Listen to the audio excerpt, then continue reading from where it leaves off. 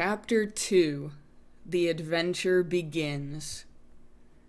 Later that night, after the customers had left the tavern, Alex had a long talk with his stepfather.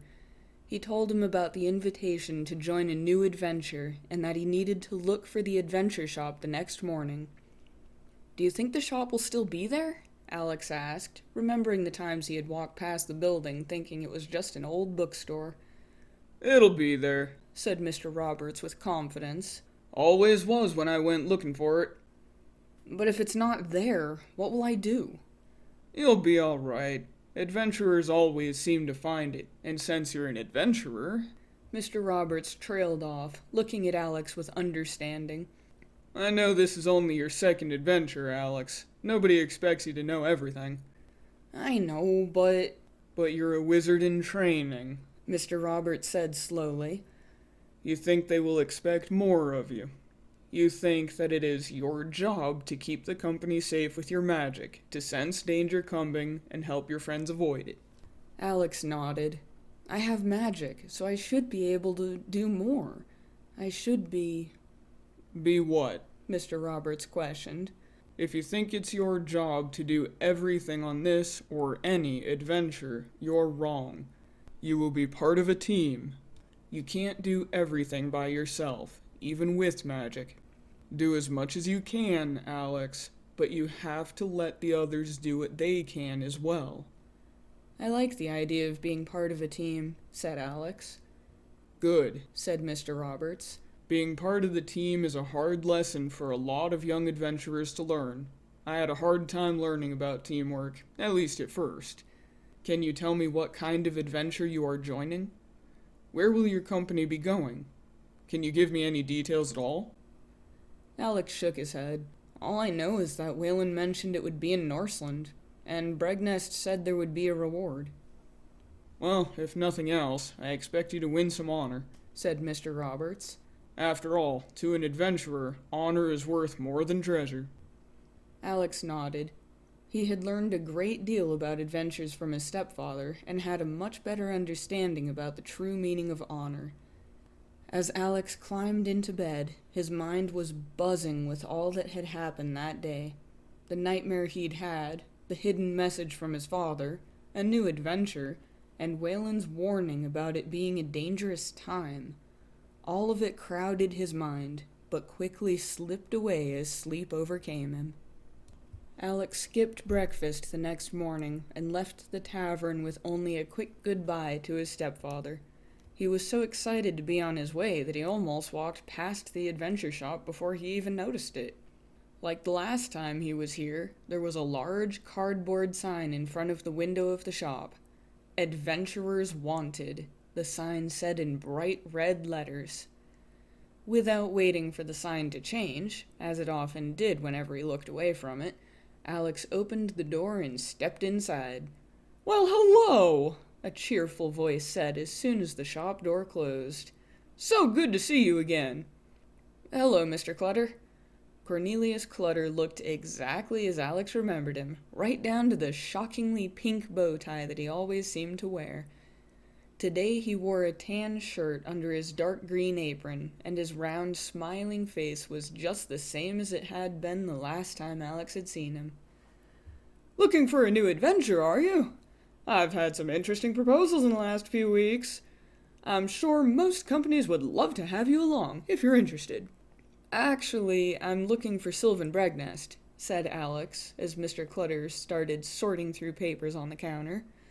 "Ah, well, that is something," said Mr. Clutter, setting down his papers and looking up at Alex. "Master Bregnest happens to be here this morning. He's interviewing a potential candidate for his new adventure." "I'll wait." "Very good, then. I'll get you some tea. Or would you prefer something else?" "Something cold, if you have it." Mr. Clutter nodded and hurried off without another word. Alex was surprised. Usually Mr. Clutter never stopped talking. After a few minutes he reappeared, carrying a large silver tray in both hands and humming softly to himself. "I've seen the details of Master Bregnest's new adventure, and I have to say I'm quite impressed," he said, offering a glass to Alex. "Yes, quite a good quest this time, and the payment is more than fair." "Can you tell me about the quest?" Alex questioned as he sniffed at the glass. "Oh, no," Mr. Clutter replied, returning to his pile of papers. "I'll leave that for the leader of the adventure. It's not my place to be telling, after all. Still, I think you will be interested, and if you're not, well, there are several other adventures getting started right now, and most of them sound exciting." Alex took a sip from the glass. The liquid turned out to be lemonade, but tasted both sweeter and a bit more sour than any he had had before. He took a cake from the tray and ate it while he waited. It wasn't long before he heard a door close at the back of the shop. He turned toward the curtains that divided the back of the shop from the front, his excitement growing as he waited. "The task seems simple enough, but that doesn't really mean anything," Alex heard Bregnest saying. "And it may take some time to find what we are looking for." "And what are you looking for?" Alex questioned as Bregnest stepped through the curtains. "Alex!" Bregnest exclaimed. "I mean, Master Taylor." "It's good to see you again, my friend," Alex replied as he allowed Bregnest to pull him into a friendly hug. "It is very good to see you. I've been explaining this new adventure to Master Valentine," said Bregnest, nodding toward a thin man who had followed him through the curtains. "He has agreed to join the company, so we only need one more member before we can start." Alex glanced at the man standing behind Bregnest, surprised by what he saw. The man was extremely thin, almost skeletal, but what caught Alex's attention was that it looked as if the whole left side of the man's face was badly bruised. "Perhaps you had better tell me about this adventure," Alex said, looking back to Bregnest. "I was hoping you would ask," said Bregnest with a grin. "You don't mind waiting here for a bit, do you, Val?" "Not at all. Take your time. I'm sure Mr. Clutter won't mind if I look around a bit." "Oh, no, not at all," said Mr. Clutter to Val. "Would you like some lemonade?" "Come on, then," said Bregnest, nudging Alex's shoulder and nodding toward the back of the shop. Alex turned to look at Val more closely as he passed by. Up close, he couldn't see any trace of the bruises he'd thought he'd seen before. He wasn't sure what to think, but after a moment, he decided it must have only been a shadow falling across Val's face. Alex shrugged off the thought, turning to follow Bregnest. "So," Bregnest began as they entered one of the smaller rooms at the back of the shop. "how's your training going?" "Fairly well. I still haven't been able to meet with Whalen, but I write to him quite often," Alex answered, and then quickly told Bregnest about his studies, and as much as he could about Whalen's advice and instructions. "So, tell me about this new adventure," Alex said. Bregnest nodded, settling down to business. "It seems that a cousin of mine has run into a bit of trouble. He is a king in Alucia, and some questions have come up about whether he is the true king." "If he's king, how can there be any questions?" "Well, the true kings of Othnor, that's the area he rules, have traditionally carried the Horn of Moran as a sign of their nobility and right to rule," Bregnest explained. "Unfortunately for my cousin, the horn was lost about 100 years ago." "Lost? How was it lost?" "A young prince foolishly took the horn with him on an adventure.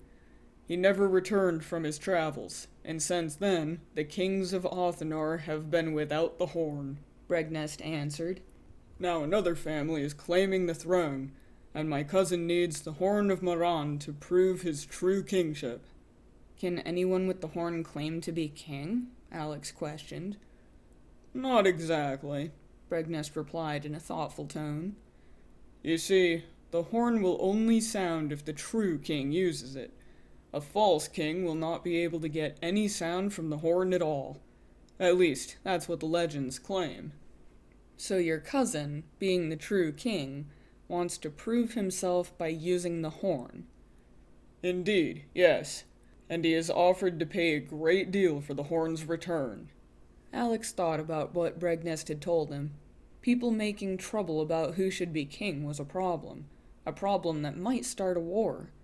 Returning the Horn of Moran might stop the trouble, but there was no way to be sure. "May I ask, what adventure was the young prince on when he lost the horn?" "I had to ask Mr. Clutter for that information," answered Bregnest. "He told me that the prince was searching for the Tower of the Moon in Norseland. The tower is supposed to contain a fairly large treasure, and I believe that is what he and his company were after. I take it that the Tower of the Moon is not easy to find. There are maps showing how to get there, though as far as I know, nobody has tried since the time of the prince. Why? Well, the path is supposed to be well guarded. Stories suggest that a sphinx and possibly a griffin guard the tower. It must be an important treasure to require both creatures as guardians. Alex knew that griffins were extremely loyal and dedicated to the jobs they were given. In fact, griffins were rumored to be the best guardians to be found anywhere, unless you counted dragons. The Tower of the Moon was once a place of great knowledge and learning. It is said that many wizards lived there long ago, and there are legends about at least one wizard coming to live there again someday. We'll be able to learn more about the legends once we arrive in Norseland. All right then, said Alex. What has the king offered for the horn's return? The king has offered 100,000 gold coins and 1,000 of the finest horses in Alucia, answered Bregnest. You should know that Aleutian horses are considered the cleverest horses in all of the known lands. Then they must be impressive creatures. Indeed they are. In fact, Cherie is from Alucia, and you know what she is like. Cherie is from Alucia? If she is an example of Aleutian horses, then 1,000 like her would be worth far more than the gold offered. Well, Cherie does seem exceptional, even by the standards of Alucia, said Bregnest with a small grin. And I think perhaps your own opinions about her may confuse your thoughts on value. If the horses the king is offering are anything like Cherie, I would find it difficult to sell any of them, Alex said firmly. You have not won the horses or the gold yet, Bregnest replied in a stern tone, though his smile remained. And if we do, you may not need to sell them. I own some fairly large lands in Alucia, and would be more than happy to keep the horses there for you, if you wish. Alex nodded. Tell me about the bargain. How many of us will there be? There will be 6 of us on this adventure. Some of the company you already know. Your friends Andy and Halfton have already agreed to come along. Andy and Halfton. We'll have good company at least. Also an elf named Sindar, who you do not know, though he knows a great deal about you. And Master Valentine, who is waiting with Mr. Clutter, Bregnest went on. And how is it that this Sindar knows about me? Alex questioned. Sindar comes from the dark forest of Argland. When we were there on our last adventure, he was away on an adventure of his own. He has heard about you from the other elves, however, and from our friend Callisto, of course. Then it should be a merry group, said Alex, remembering the elves of the dark forest. Yes, it should be, agreed Bregnest. Now, regarding the shares of the primary treasure, since you are both a wizard and a warrior, I can offer you 5 shares out of 20. I'm only a wizard in training, Alex corrected. So you say, though I know more than you might guess. After all, you're not the only one Waylon has written to. Very well, said Alex. What about the secondary treasure? Most of the secondary treasure will be divided equally between the company, Bregnest replied. Any treasure found in the Tower of the Moon will be divided into 7 shares. The extra share will be given to the finder of the horn, or, if we find the horn as a group, divided according to merit as I see fit. It all sounds good to me, said Alex. But it also seems you have left out a share somewhere. Shouldn't the primary treasure be divided by 21? I haven't left out a share. Since this quest is to aid my kinsman, I am only taking 1 share as a warrior and 3 as a leader. Very well then, said Alex, nodding. I accept the bargain and will gladly sign the agreement. Before you accept, I need to impress on you how important this quest is. If we do not return the horn, and soon, there could be war. We are in a race, and it is a race we must win. A race? Alex questioned. Are there others looking for the horn? No, not that I know of.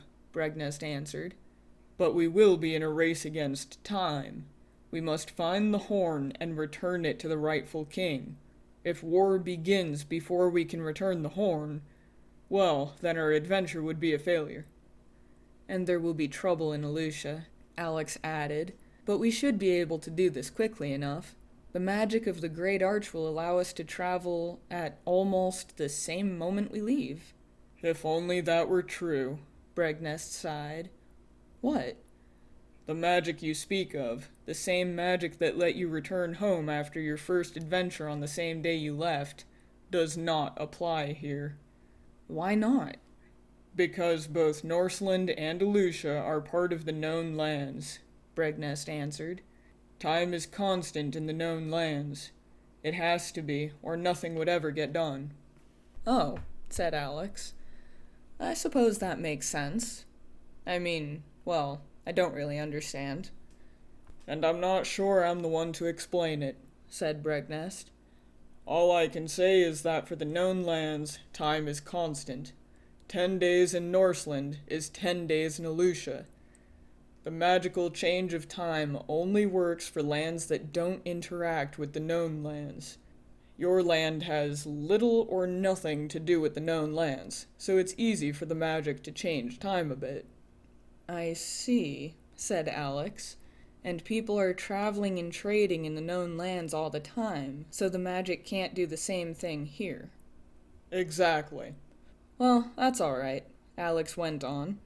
I'm still sure we can get the horn back in time. Excellent. The company will be delighted to have you along. There are a couple things I'd like to discuss with you, Alex added. Not trying to give away treasure again, are you? No, nothing like that, said Alex. But one of the 6 lost bags that I recovered during our last adventure belongs to someone in Norseland. I would like to return it, if at all possible. We will make time for that, said Bregnest. And secondly, you said something in your letter about Skeld and Tayo both finding wives. It seems they have, Bregnest laughed. Andy knows the whole story, so I'll tell him to tell you when we reach Telos. Attending the weddings won't interfere with our adventure at all. In fact, it's on our way to the Tower of the Moon, so that works out well. Well then, where do I sign? I can't wait to hear about Skeld and Tayo. Bregnest showed Alex where to sign the agreement and slapped him on the shoulder in a friendly way. Alex thought Bregnest looked almost as happy as he felt, and he was sure that this adventure would be a great deal of fun. Val, Bregnest called as they entered the main room of Mr. Clutter's shop. I want you to meet Alexander Taylor, our 6th member. He goes by Alex.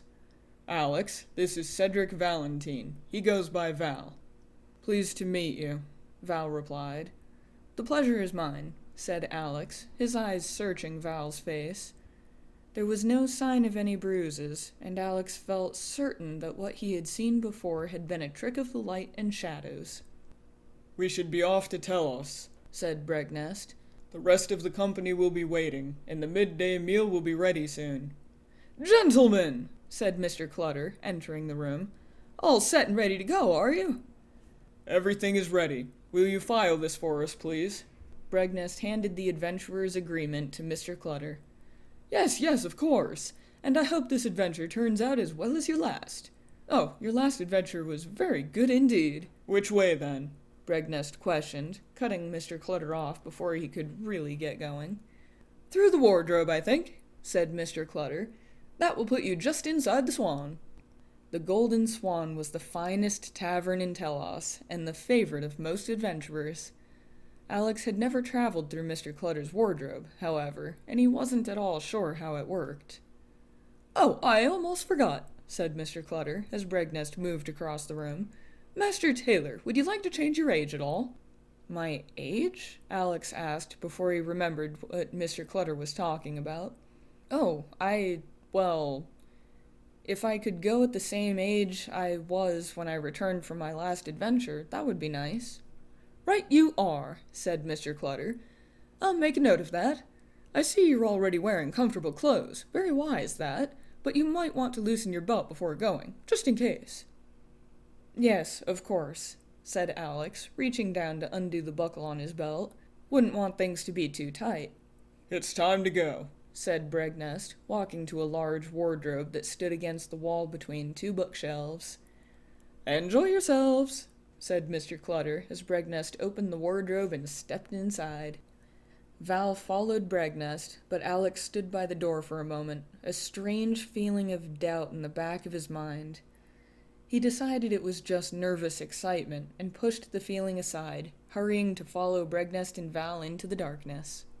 The trip through Mr. Clutter's wardrobe was, to say the least, very strange. Alex thought he knew what to expect, having gone through Mr. Clutter's back door on his last adventure. This journey, however, was something entirely different. When he first stepped through the wardrobe, everything seemed to go dark around him. Then, before he knew what was happening, he found himself sitting in a chair inside the main room at the Golden Swan. He shook his head and looked around in disbelief. He had no idea how he'd suddenly gone from walking to sitting, and he laughed at his own surprise. "A bit strange, isn't it?" said Val from the chair next to him. "I've always preferred the back door myself." "I think I do too." "About time you lot showed up," said a voice that Alex recognized as his dwarf friend Halfton. "Been wondering if you'd be here in time for the midday meal." "I see your patience has not improved," replied Alex as he fastened his belt once more. Halfton gave a grunting laugh and pulled Alex into a friendly hug. Alex laughed as well, but before he could say anything else, he heard another voice calling his name.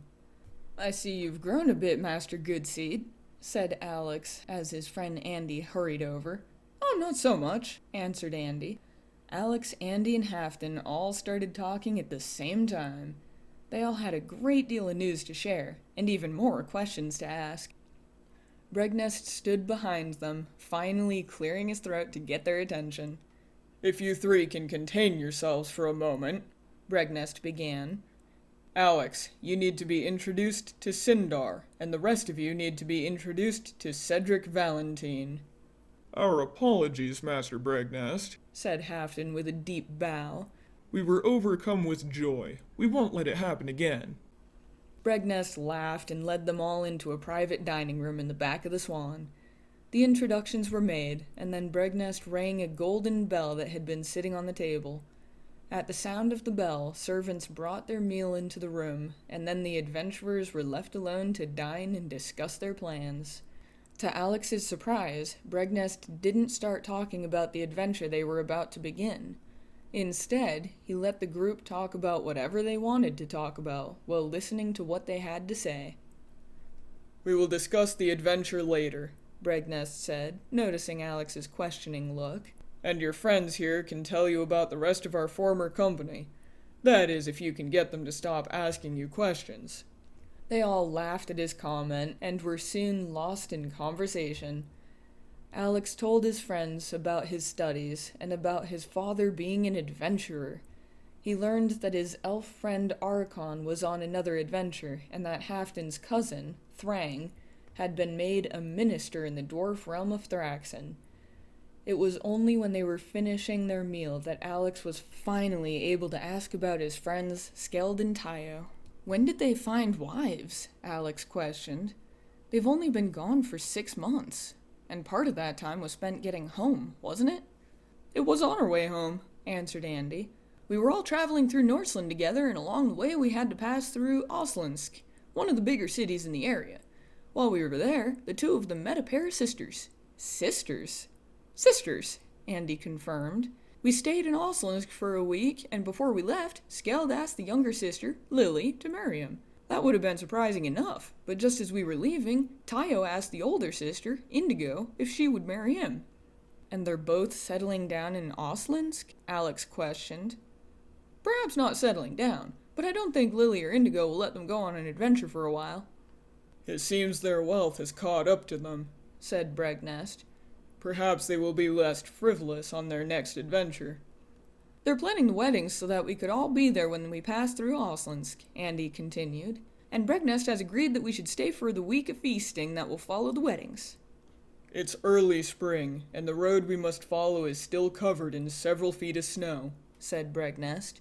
Besides, without Thrang to cook for us, I thought we'd better enjoy as much feasting as we can, though I'm sure he has taught his cousin here a thing or two about cooking.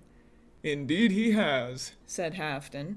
and I will endeavor to live up to my cousin's reputation. You're cooking for us on this adventure, Halfton? Alex asked. Yes, I am. That's good, said Alex, elbowing Andy in the ribs. I was afraid Bregness would ask me to do the cooking, and then our whole adventure would be in terrible peril.